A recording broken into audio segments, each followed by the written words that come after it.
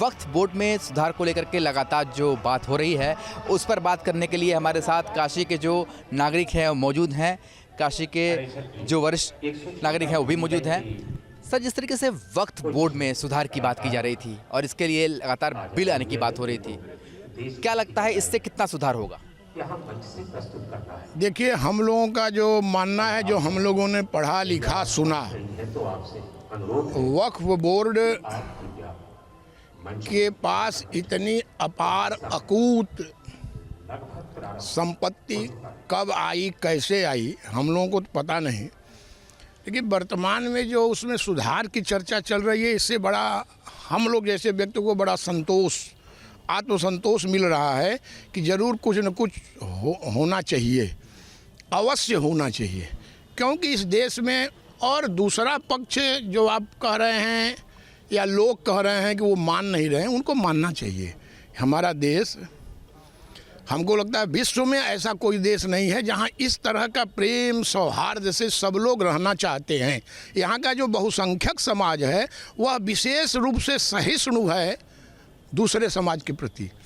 तो उन लोगों को स्वयं सोचना चाहिए कि उस संपत्ति का विधिवत जांच करके वह क्यों है, कैसे है, उसका एक सही तरीका अपना करके देश हित में जो निर्णय हो ऐसा लेना चाहिए, सबको मानना चाहिए, हमारा मानना है। बिल आने वाला है जिसमें कुछ संशोधन होने वाले हैं, यह कितना ज़रूरी है देश हित में?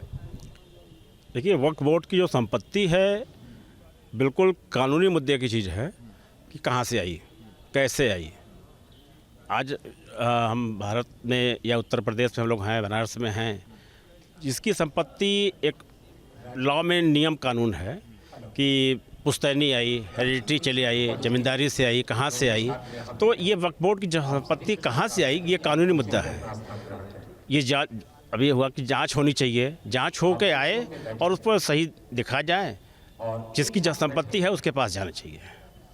कितना ज़रूरी आप मानते हैं वक्फ बोर्ड की बिल का संशोधन, क्योंकि लगातार इस पर मांग उठती रही है। दूसरा पक्ष का ये कह रहा है कि हम किसी भी तरीके से संशोधन को नहीं मानेंगे। नहीं, जैसा कि अभी बताया सर ने कि इसकी पूर्ण रूप से जांच करके और वास्तविक स्थिति हम लोगों को भी ये नहीं मालूम है कि वो संपत्ति कहाँ से आई, उसकी पूर्ण रूप से जांच करके और उसको सबके सामने अपने समाज में उसको, जो हमारा देश है सभी को मिला के ही चलता है, तो उसको उस रूप में परिवर्तित करके वक्फ बोर्ड की जांच करके उस संपत्ति को खुलासा किया जाए, जिससे कि देश का विकास हो और आपस में भाईचारा का संबंध हो। सरकार भी लगातार ये कह रही है कि वक्फ बोर्ड में आखिर संपत्तियां कौन कौन सी है, इसके बारे में जानकारी के लिए बहुत सारे भ्रम हैं।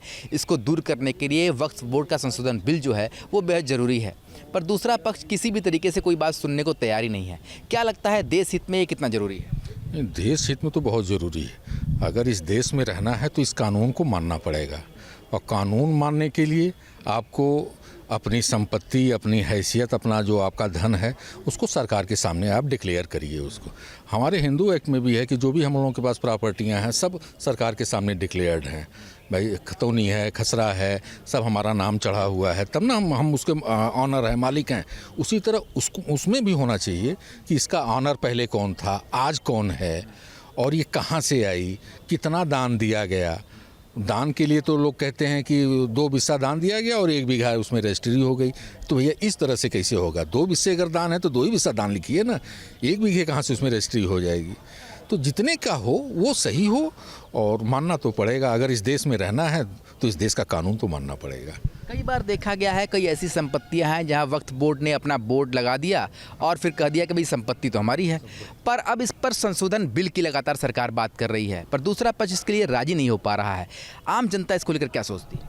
देखिए, बेसिकली आम जनता क्या सोचती है वो उसका एक सामान्य राय होता है, और आम जनता वही सोचती है जो मीडिया या पढ़े लिखे वर्ग उसको सोचवाने के लिए मजबूर करते हैं। क्योंकि आम जनता, भारत की जो आम जनता है बेसिकली वो एजुकेशन पॉलिसी और भी तमाम चीज़ों से बहुत पीछे है अभी, और वो स्वयं के हित को तो रख ही नहीं सकती, तो पब्लिक इंटरेस्ट की वो बात कैसे करे। बेसिकली अभी उनमें जो पुनर्जागरण की संभावना है वो आंशिक रूप से है, पूर्ण रूप से हुई नहीं है, और जब तक ये नहीं होगा नहीं हो सकता। लेकिन मुद्दा अगर एक प्रॉपर्टी की है और बेसिकली अगर वो प्रॉपर्टी राष्ट्र हित के लिए है और राष्ट्र हित का इशू है, तो अकॉर्डिंग टू लॉ, अगर हम कॉन्स्टिट्यूशन ऑफ इंडिया की बात करें तो हमारा जो कॉन्स्टिट्यूशन है वो बेसिकली प्रॉपर्टी के राइट्स की बात करता है, पर वो प्रॉपर्टी कैसी होनी चाहिए, लीगल होनी चाहिए, इलीगल नहीं होनी चाहिए। लिबर्टी की बात करता है, पर लिबर्टी कैसी होनी चाहिए, रिस्ट्रिक्टेड लिबर्टी है। रिस्ट्रिक्टेड लिबर्टी का मतलब ये है कि जो भी लिबर्टी होगी वो राष्ट्र हित में होगी, राष्ट्र के अगेंस्ट नहीं होगी। और कोई भी इलीगल एक्टिविटी होती है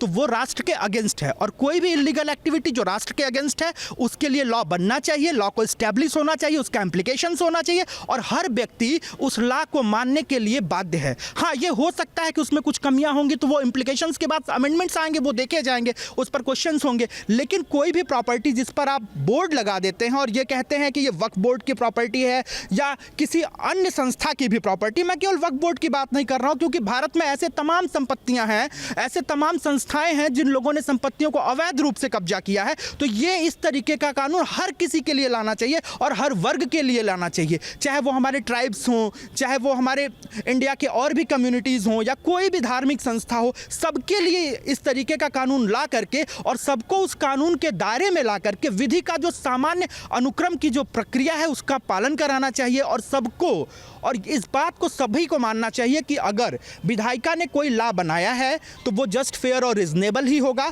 और बिना किसी क्वेश्चन के प्रथम दृष्टया तो उसे स्वीकार करने की संभावना होनी चाहिए, सबके साथ ये होनी चाहिए। मैं खुद की बात नहीं करता हूँ, एवरी पर्सन। क्यों? क्योंकि हमारा कॉन्स्टिट्यूशन स्टार्टिंग से ही कहता we the people of India. जब we the people of India तो एवरी पर्सन इन इंडिया, जो भी भारत में रह रहा है, वो इस्टेब्लिश होता है रूल ऑफ लॉ से। और अगर रूल ऑफ लॉ से इस्टेब्लिश होता है तो कोई भी कानून जो विधायिका बनाती है उसे यहाँ के लोगों को स्वीकार करना चाहिए। बेनामी संपत्ति की बात होती है और बेनामी संपत्ति बाद में दिखाई देती है कि वक्फ बोर्ड का एक बोर्ड लग गया, संपत्ति उनकी हो गई। इसी को लेकर के बिल आ रहा है, क्या लगता है आपको कि ये बिल कितना ज़्यादा ज़रूरी है? अनूप जी ने काफ़ी विस्तार से भारतीय संविधान के तहत भारत के नागरिकों के बारे में, उनके कर्तव्यों के बारे में चर्चा की है। मैं उससे 100% सहमत हूँ। कोई भी चीज़ पर उंगली दिखा देने से, किसी भी चीज़ पर उंगली दिखा देने से वह चीज़ उसकी नहीं हो जाती है। हमें ये इस्टेब्लिश करना होगा कि हम इसके मालिक कौन हैं, और इस लिहाज से जो बिल आ रहा है वह जायज़ है, और प्रत्येक भारतीय नागरिक को, चाहे वह किसी भी संप्रदाय का हो, उसका ऑनर करना चाहिए। क्योंकि एक तरफ एक संप्रदाय संविधान की दुहाई देता है और दूसरी तरफ उसके उल्लंघन की बात करता है। हम नहीं मानेंगे, जैसे कि आपके प्रश्नों में रहा, तो नहीं मानना, तो आप तो संविधान को नहीं मान रहे हैं ना। तो बिल जायज़ है और बिल पर चर्चा होनी चाहिए। चर्चा होने के बाद जो भी चीज़ें सही हैं उस रूप में पास होना चाहिए, और हमें उन चीज़ों का सम्मान करना चाहिए। एक अल्पसंख्यक विक्टिम कार्ड खेला जाता है कि हम अल्पसंख्यक हैं इसलिए हमारे संपत्ति को हड़पे जाने की साजिश हो रही है बिल के द्वारा। एक सामान्य अल्पसंख्यक कभी इन विवादों में नहीं पड़ता है। यह एक राजनीतिक जो है, आदमी को विकास से, उसके अधिकारों से भटकाने का एक मुद्दा है, जो एक चंद लोग अपने राजनीतिक हित के लिए यह करते हैं, जो कि एक उन्नत, एक प्रबुद्ध समाज में यह मान्य नहीं है। बिल्कुल यही बात लगातार हम बात कर रहे थे। जिस तरीके से वक्फ बोर्ड की बिल की बात हो रही है, अगर ये बिल आता है तो कहीं ना कहीं वक्फ बोर्ड की जो संपत्ति है वो निर्धारित हो जाएगी, पर लगातार इस बिल का विरोध हो रहा है अल्पसंख्यक द्वारा। कहा जा रहा है कि इस बिल के माध्यम से उनकी संपत्तियों को हड़पे जाने की कोशिश होगी।